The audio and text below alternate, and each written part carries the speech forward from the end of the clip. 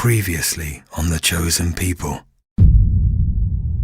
Mankind was blighted by bloodshed and discord.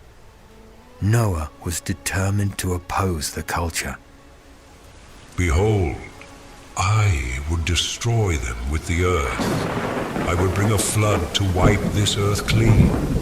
I have appointed you, Noah, to build an ark. Noah gazed at the ark, a towering monolith against the sky, its shadow stretching over the valley. He watched his sons, no longer boys but men, bound by duty and the promise of future generations, saw, chop, hammer and sand the vessel's final touches.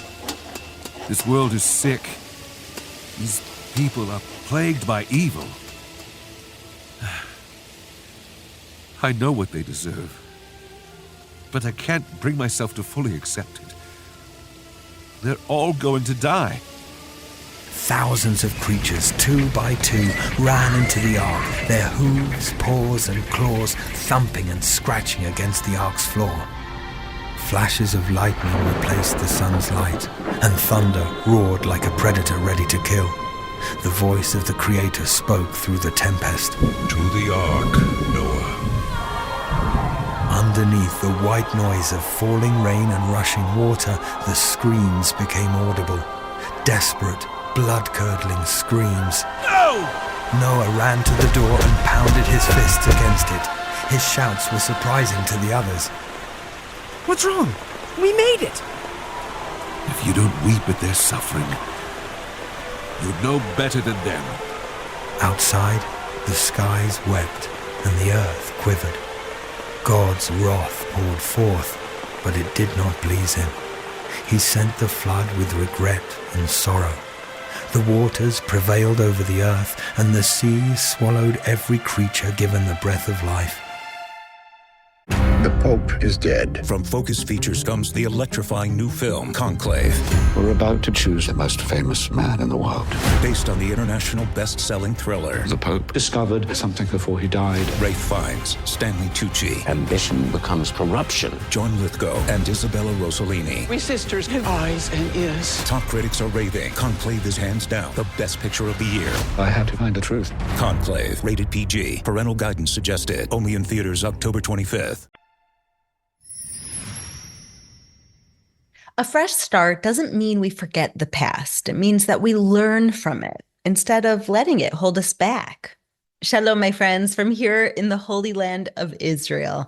I'm Yael Eckstein with International Fellowship of Christians and Jews, and this is The Chosen People. Join us every day as we explore another dramatic story from the Hebrew Bible and discuss some of its themes together. If your faith has been kindled by this podcast and it has affected your life, we'd love it if you left a review. We read them, and me personally, I cherish them.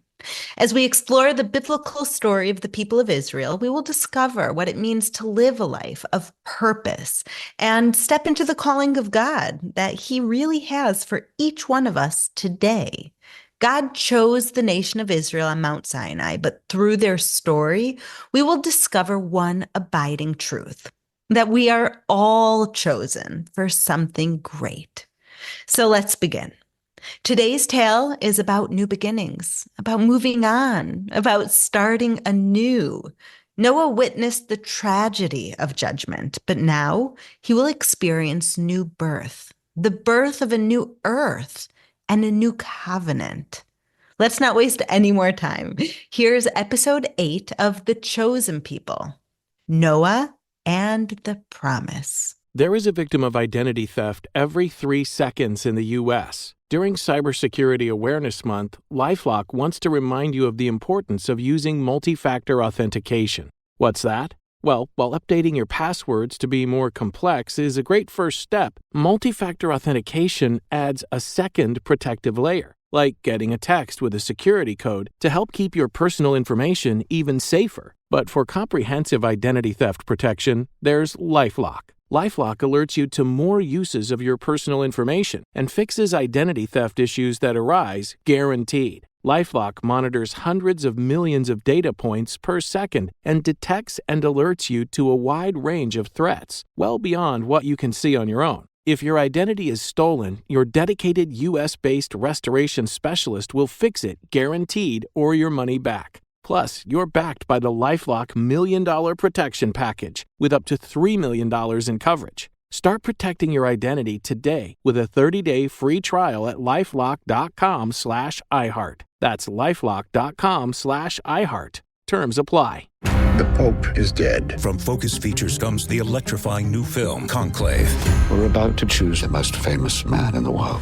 Based on the international best-selling thriller, The Pope discovered something before he died. Rafe Fiennes, Stanley Tucci, Ambition becomes corruption. John Lithgow, and Isabella Rossellini. We sisters have eyes and ears. Top critics are raving. Conclave is hands down the best picture of the year. I had to find the truth. Conclave, rated PG. Parental guidance suggested. Only in theaters October 25th. Fall is in the air, and that cooler weather calls for an update in your skincare. Moisturizing is key to keeping wrinkles at bay. That's why we need a skincare routine that's easy, fast, and gives us results. Plus, what if your products had thousands of 5-star reviews, were natural and affordable? Well, say hello to Dime Beauty. Dime Beauty is clean, high-end skincare that is affordable, and it really works. Not sure where to start? I highly recommend the Work System. It's everything you need in one powerful package. Take out the guesswork with a proven routine that includes a gentle yet effective cleanser, a super skin toner, 2 incredible serums, and 2 luxurious moisturizers. See what everyone is raving about. From serum sets to the always sold-out retinol alternative TBT cream, you'll find your perfect skincare match. Dime has over 2 million happy customers, and their product reviews are literally 5 stars. Love your skin again. Go to dimebeautyco.com and unlock your discount. That's dimebeautyco.com. That's dimebeautyco.com.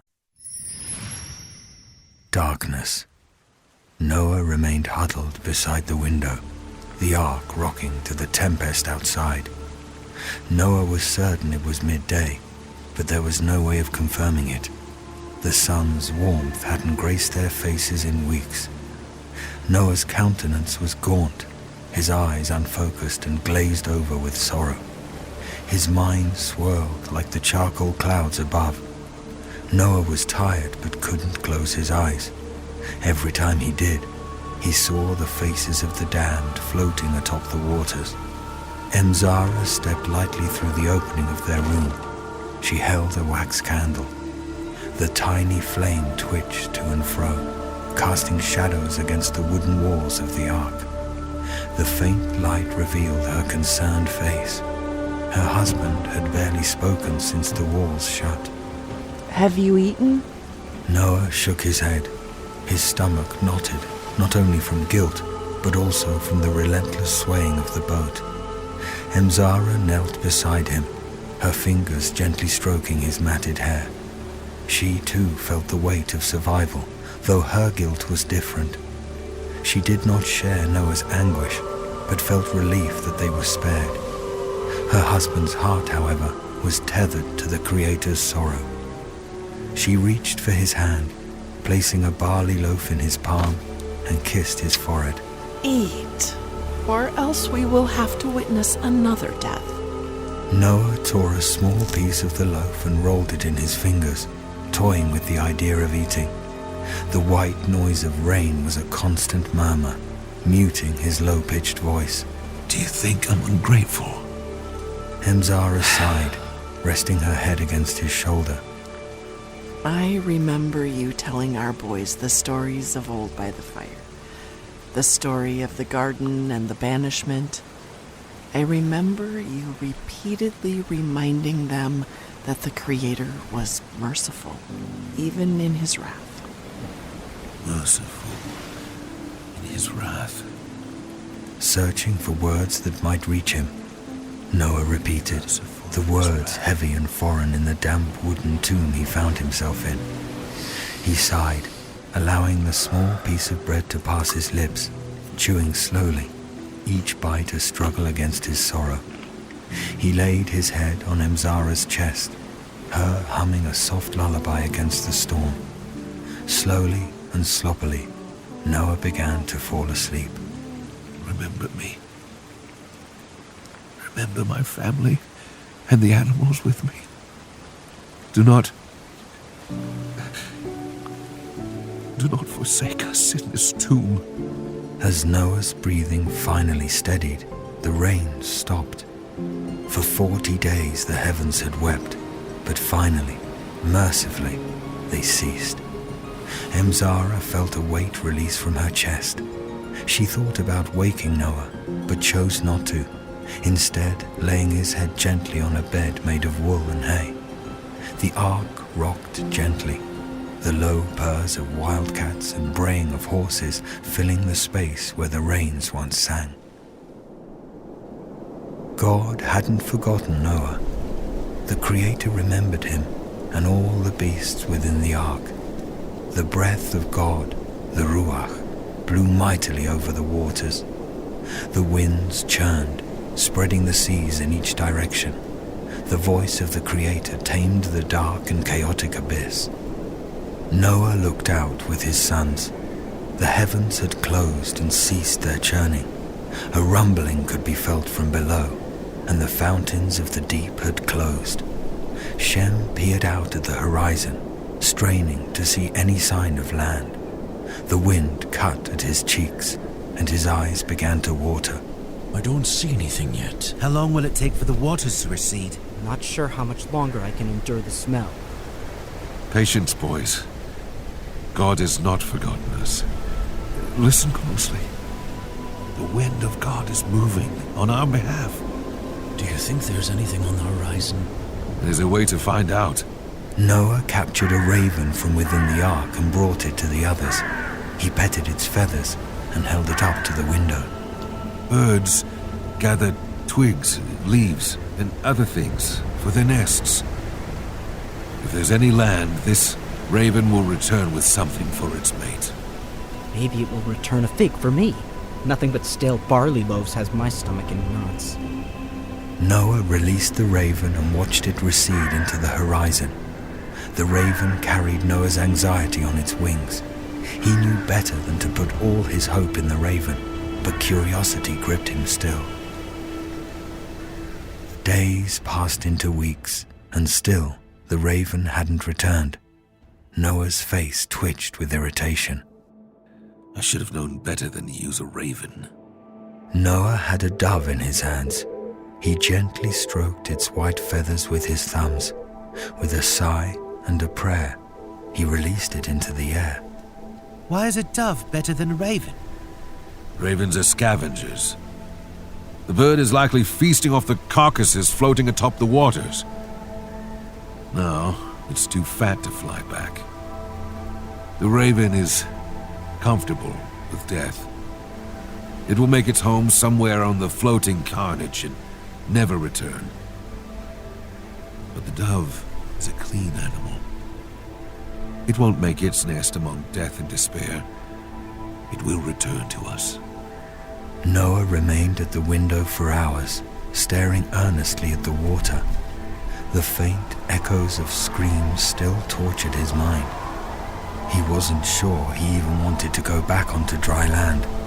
Noah was old and unsure if he was capable of a fresh start. Before Noah's mind could spiral even further, he heard the faint sound of the dove returning. It perched atop his finger. It hadn't found land, at least nothing inhabitable for it to rest its wings. Noah petted its feathers and retreated into the ark to feed it. Another week passed, and it was time again for Noah to send the dove out.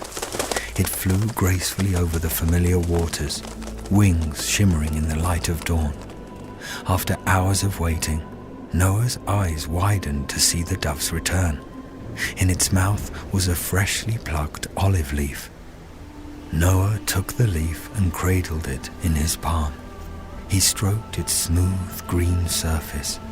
His face quivered with relief. The waters were receding. They would walk the earth again.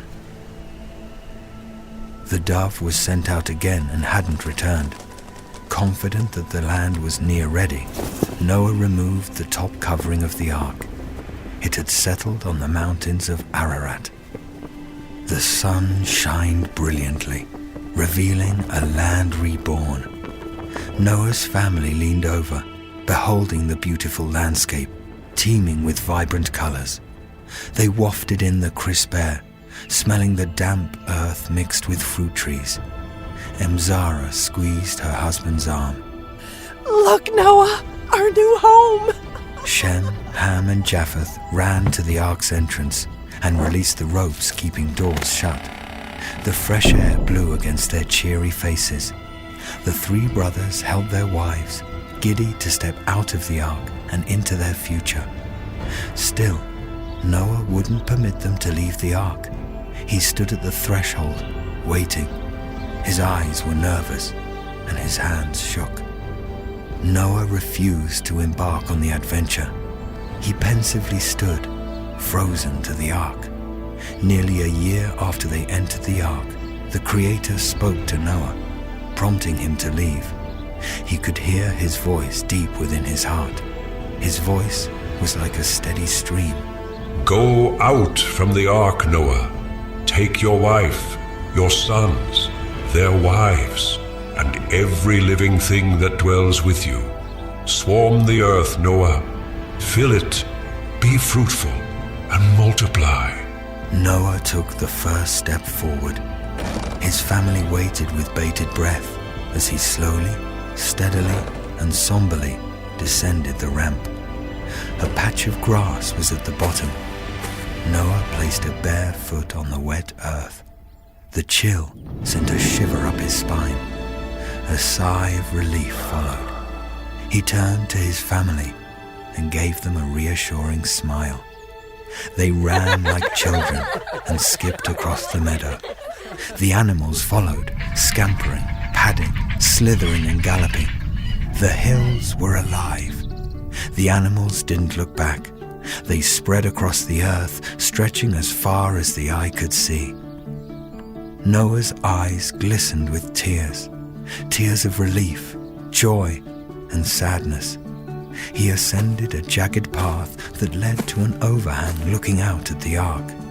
There, he made an altar of wet stones and sacrificed to his God.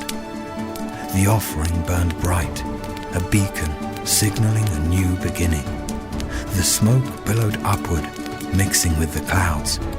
The Creator breathed in the offering like a leasing aroma. Noah watched the light play off the mist. Across the sky, brilliant lights began to form. Everyone watched in awe as the colors arched against the blue backdrop. Noah's heart swelled. Within, he could sense the heart of God. I will never again curse the ground because of man, for I know his heart is corrupt from his youth. Neither will I strike down these creatures again. The long winter is over, while the earth remains, seed time and harvest, cold and heat, summer and winter, day and night shall not cease.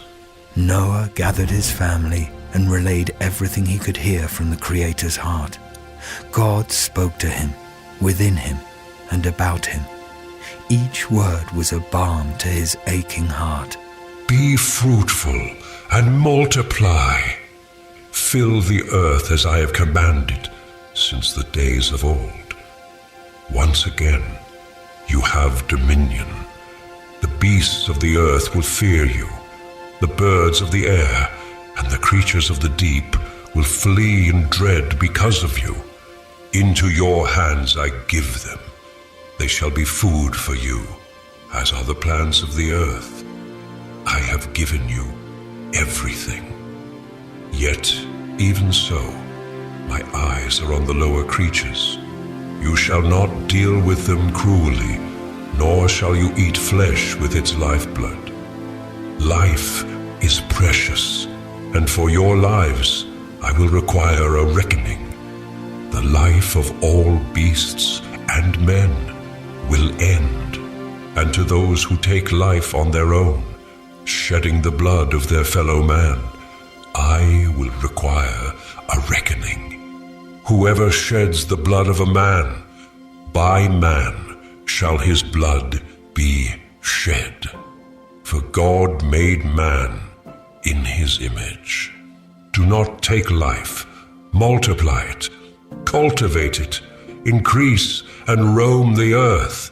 I have washed it clean for you. The lights continued to form in the sky, slowly stretching across the clouds. Noah and his sons watched in awe, taking in the captivating dance of colors bowing over the sky. Red, orange, yellow, green, blue, and purple lights held together by some unseen thread. Behold, I establish my covenant with you and your offspring after you. I make a promise to you and to all the creatures from the ark. I shall never again flood the earth. As a sign of my covenant with you, I have set my bow in the clouds. When I bring the clouds over the earth, and the sun's light mingles with the mist of the sky, you shall see the bow and remember my covenant. The waters shall never destroy the earth. When the bow is in the clouds, I will remember the everlasting covenant I have made with every living creature. Noah's sons glowed with hope for the future.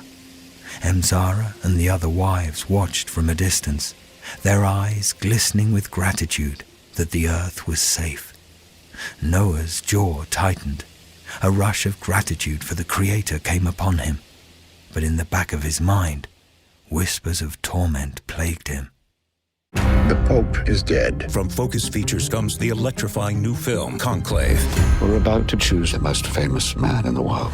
Based on the international best-selling thriller. The Pope discovered something before he died. Rafe Fiennes, Stanley Tucci, Ambition becomes corruption. John Lithgow, and Isabella Rossellini. We sisters have eyes and ears. Top critics are raving. Conclave is hands down the best picture of the year. I had to find the truth. Conclave, rated PG. Parental guidance suggested. Only in theaters October 25th. Fall is in the air, and that cooler weather calls for an update in your skincare. Moisturizing is key to keeping wrinkles at bay. That's why we need a skincare routine that's easy, fast, and gives us results. Plus, what if your products had thousands of 5-star reviews, were natural and affordable? Well, say hello to Dime Beauty. Dime Beauty is clean, high-end skincare that is affordable, and it really works. Not sure where to start? I highly recommend the Work System. It's everything you need in one powerful package. Take out the guesswork with a proven routine that includes a gentle yet effective cleanser, a super skin toner, 2 incredible serums, and 2 luxurious moisturizers. See what everyone is raving about. From serum sets to the always sold-out retinol alternative TBT cream, you'll find your perfect skincare match. Dime has over 2 million happy customers, and their product reviews are literally 5 stars. Love your skin again. Go to dimebeautyco.com and unlock your discount. That's dimebeautyco.com. That's dimebeautyco.com. Periods. No one really loves talking about that time of the month. But at Knix, Knix, well, it's always that time of the month. Because as the #1 leak-proof brand in America, managing your period in comfort and style is all we do. We've created an amazing line of super comfy, super leak-proof period undies you need to see and feel to believe. These underwear look, feel, and machine wash just like regular underwear, but feature hidden protection technology that can absorb from 1 to 14 regular tampons worth of liquid. So you feel dry, comfy, and free all day long. Millions have already made the switch to Knix, and now you can too. Just go to Knix.com and get 15% off with promo code GET15. That's KNIX.com, promo code GET15 for 15% off life-changing period underwear. Again, that's KNIX.com, promo code GET15. Noah woke in a panic, sweat dripping down his chest and back. His entire body trembled, unable to steady. Emzara placed a gentle hand on his back. Noah's eyes were wild, haunted. Another nightmare? This time it was Shem drowning outside the ark. He screamed for me. He begged me to let him in, but I couldn't do anything. Then the corpses of the Nephilim rose and dragged him to the bottom of the abyss. It was only a dream. Our son is safe. No doubt cradling his new child in his arms. Of course it was just a dream. But that doesn't make it any less real, Emzara. These images are seared into my mind. I've been branded by these memories. You act as though you're the one to have flooded the earth. How long will you hold on to this guilt? It isn't guilt that torments me. It's knowing that evil still exists out there. In here. In each of us. We were spared from the flood, but that doesn't mean we're innocent. Noah stormed out, flustered and quivering. The moonlight bathed the landscape in a pale, ethereal glow as he descended the hills to the vineyard he had planted. Beside it were cisterns hewn from stone and wood, filled with fermented wine. Noah drew some in a bowl. The liquid was a deep crimson, perfect to drink. His eyes glazed over with desire as he placed the cup to his lips and drank, seeking to wash away the sorrow, the hurt, the guilt, the fear. The cup was his flood, drowning out the anguish within him. Cup after cup, Noah drank away his sorrows, yet it only numbed the pain. Wine would never ease what only God could heal. It silenced the screams in his head, but gave way to different sounds. Drunk and alone, Noah howled at the moon. He thrashed his arms and punched his fists in the air. He shouted vulgarities, cried, and wailed into the empty night. His youngest son, Ham, watched from a distance, disdain etched on his face as he witnessed his father's shameful display. Righteous Noah, the one who walks with God. The air was humid and thick. Noah removed his clothes and skulked through the vineyard. Naked, Noah kicked the dirt and thrashed at branches, murmuring and burping his way back to his tent. He was a sad and shameful sight, but Ham basked in his father's shame. The fool can barely stand. Ham leaped off the stone he was sitting on and gingerly followed his father.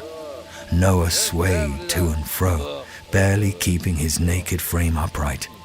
Ham danced around him. Ah, so this is what it means to walk with God. Hey, Father? What happened to all that honor you preached to me? Here, let me help you. Ham reached out his arms. Noah fell forward, expecting to be caught, but instead, Ham moved, and Noah fell, face first, into the dirt. Noah groaned and turned on his back. The world was spinning. He could feel the gravel grinding against his back and buttocks. Ham stood above him, face beaming with amusement. Noah, unable to speak, began crawling back to his tent. The first signs of dawn crept over the horizon. Emzara was already gone, attending to her grandchildren. As the sun rose, Ham stood outside his father's tent, waiting for his brothers. Shem and Japheth approached, their tools clinking softly in the cool morning air. Ham waved them down, a theatrical air about him. Brethren, I have a rare sight for you to behold. What is it now, Ham? I present to you the honorable, the stoic, and the righteous Noah, naked and sleeping in his own vomit. Ham grabbed the opening flap of the tent to reveal his naked father, but the brothers stopped him before they could catch a glimpse. Ham, you've gone too far. What? After all the preaching and lecturing that man has given me, why not revel a little in his hypocrisy? Ham, you've disgraced our father. You too, Shem? Come on. We've all been through a living nightmare. Why not have a little fun with him? What do you mean, fun? I don't know. Maybe we could... Ham was interrupted by a stirring within the tent. Noah exhaled a befuddled and dreamy moan. Japheth, go get father's clothes from the vineyard. Ham, I suggest you leave. Go jump in the stream. Clearly you need to cool off. Ham snarled and left, kicking the dirt on his way back to his tent. Japheth returned with the garment. The two older brothers walked backward into the tent with the garment on their shoulders. When they felt his body on their heels, they dropped it and covered him. They didn't want to shame him as their brother had.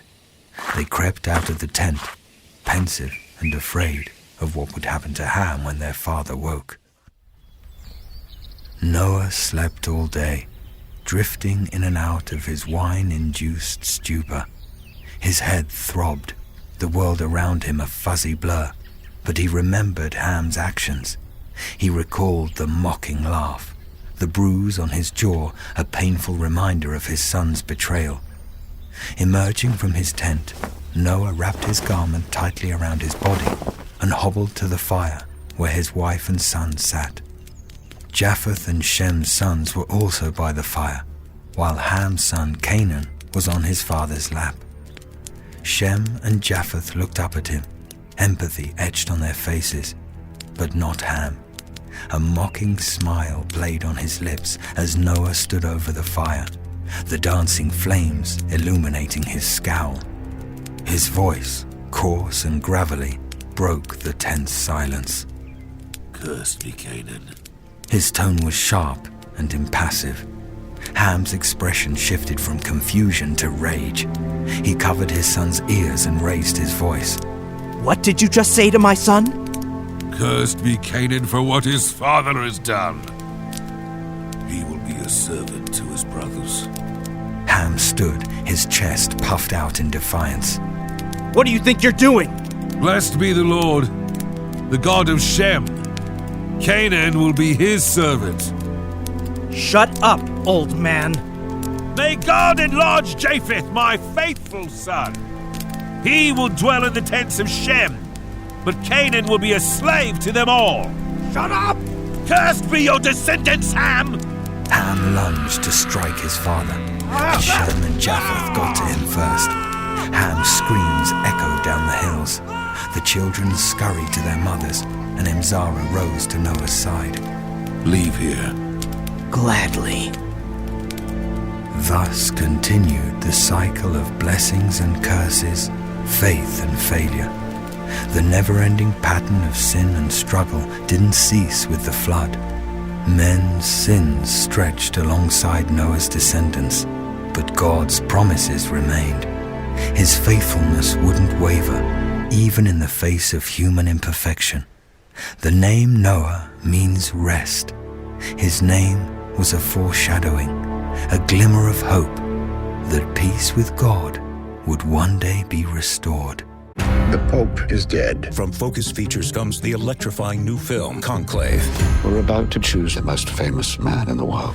Based on the international best-selling thriller. The Pope discovered something before he died. Rafe Fiennes, Stanley Tucci. Ambition becomes corruption. John Lithgow and Isabella Rossellini. We sisters have eyes and ears. Top critics are raving. Conclave is hands down the best picture of the year. I had to find the truth. Conclave, rated PG. Parental guidance suggested. Only in theaters October 25th. Fall is in the air, and that cooler weather calls for an update in your skincare. Moisturizing is key to keeping wrinkles at bay. That's why we need a skincare routine that's easy, fast, and gives us results. Plus, what if your products had thousands of 5-star reviews, were natural and affordable? Well, say hello to Dime Beauty. Dime Beauty is clean, high-end skincare that is affordable, and it really works. Not sure where to start? I highly recommend the Work System. It's everything you need in one powerful package. Take out the guesswork with a proven routine that includes a gentle yet effective cleanser, a super skin toner, 2 incredible serums, and 2 luxurious moisturizers. See what everyone is raving about. From serum sets to the always sold-out retinol alternative TBT cream, you'll find your perfect skincare match. Dime has over 2 million happy customers, and their product reviews are literally 5 stars. Love your skin again. Go to dimebeautyco.com and unlock your discount. That's dimebeautyco.com. That's dimebeautyco.com. Periods.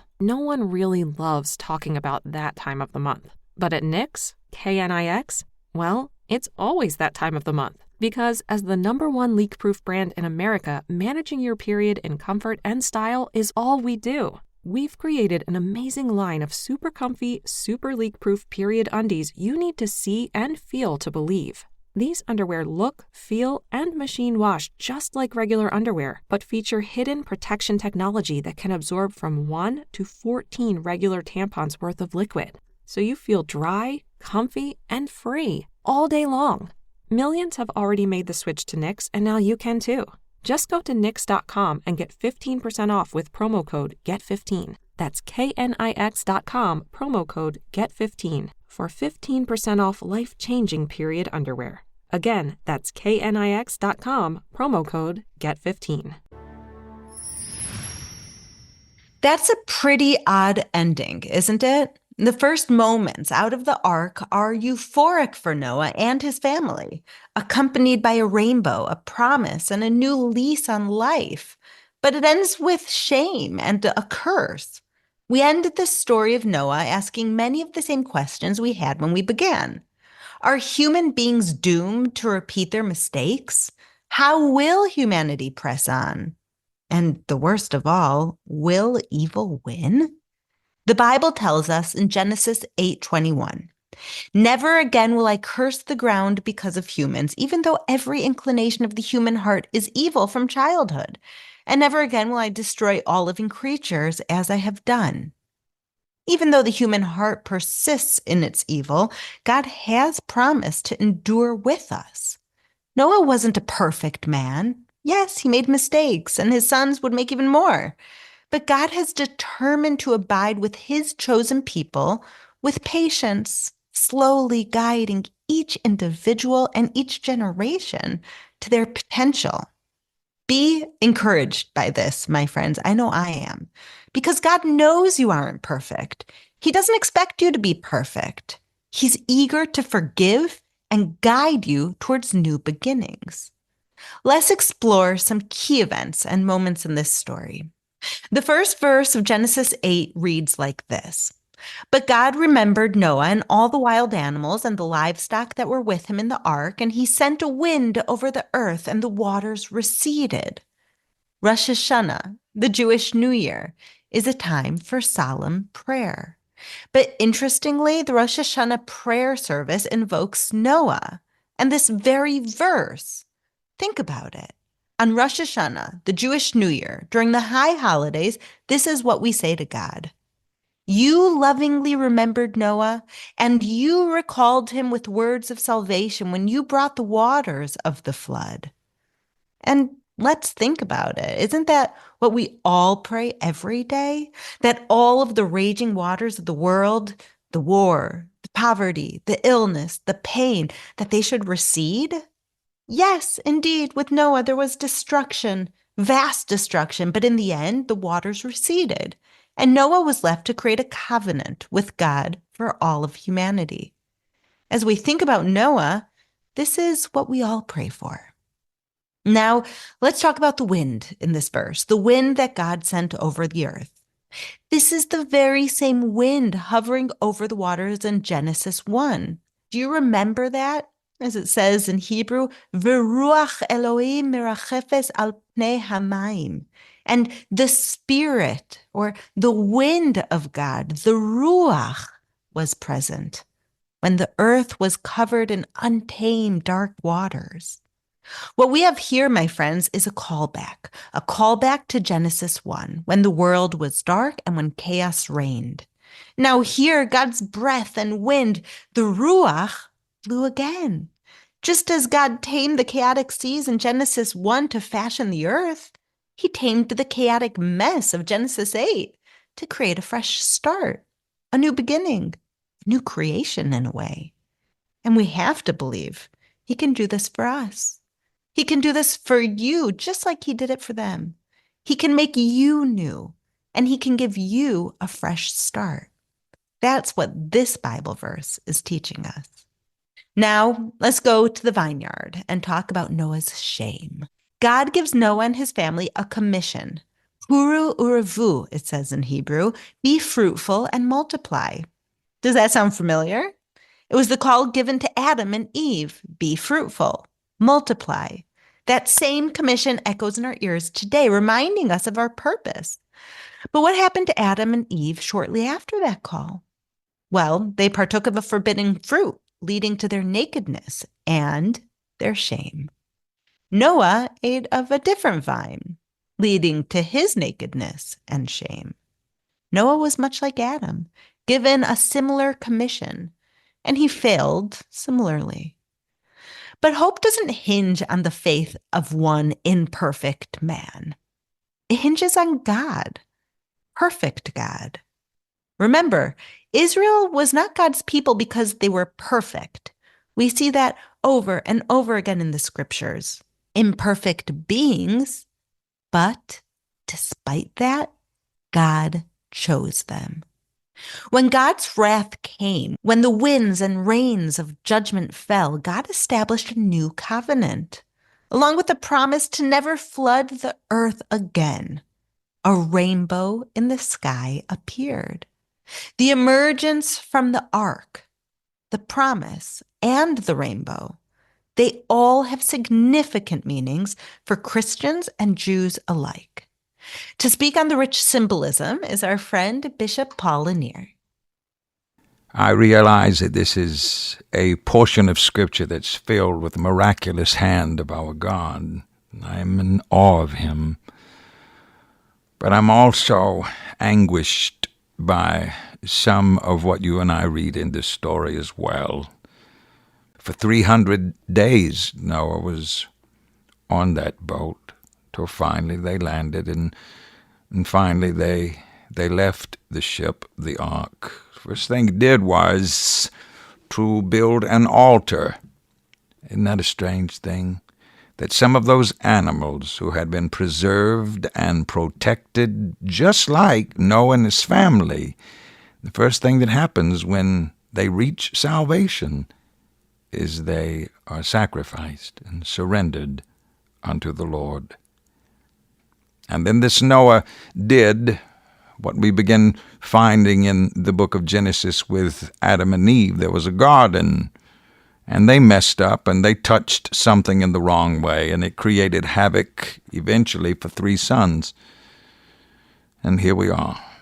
Noah, who had been in that boat for 300 days, now dug himself, planted a garden, and had a vineyard, and drunk from it. And the Bible says he too, like Adam, had become naked. And what's so tragic, the Bible says his own son came and discovered his nakedness, and when he saw it, he mocked his father's vulnerability, the sin of uncovering. Have you ever known someone who loved to go around finding people in their failures just to uncover and to ridicule and mock and to expose? I do know the other brothers did come, the other sons, and they covered their father in his nakedness. I want to pray in this tragic, though triumphal moment. I want us to pray. And I want to pray for your family. I want to pray that God so reveals himself to you in the most glorious, powerful way that as you walk in him, your own family most believes in your intimacy, believes in your walk with God.